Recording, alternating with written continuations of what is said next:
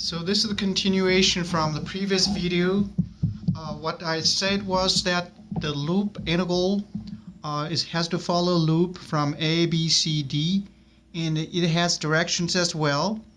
And suppose if you run from A, B, C back to A, it's going to be different from if you run from A, C, B, A. So now this also reflects on the surface integral. Let me write a surface integral for this part as a surface.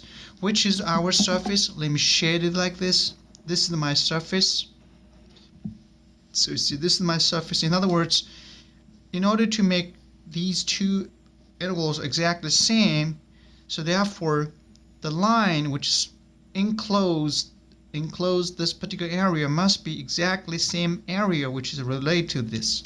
In other words, here the line integral, we look at these lines here, but the surface integral, we look at this surface, entire surface. So sometimes we change x and y to, let's call it area, let's call it A, but do not get confused with the letter A here. So this is just entire area. Now, as I said, if you loop from A, B, C, D, if you use your right-hand rule, you see if you make a right-hand rule, so therefore your z-axis is going to point out a page. So in other words, the surface here has a surface normal direction. So if you run from, for case number 1, if you run from A, B, C, and back to A, the surface normal, which is perpendicular to the surface, is going to be out of page. This matters which way it points out. On the other hand, if case number 2, if you go from, let's say, A first and C and then back B to A, and this time instead of out of page is going into the page.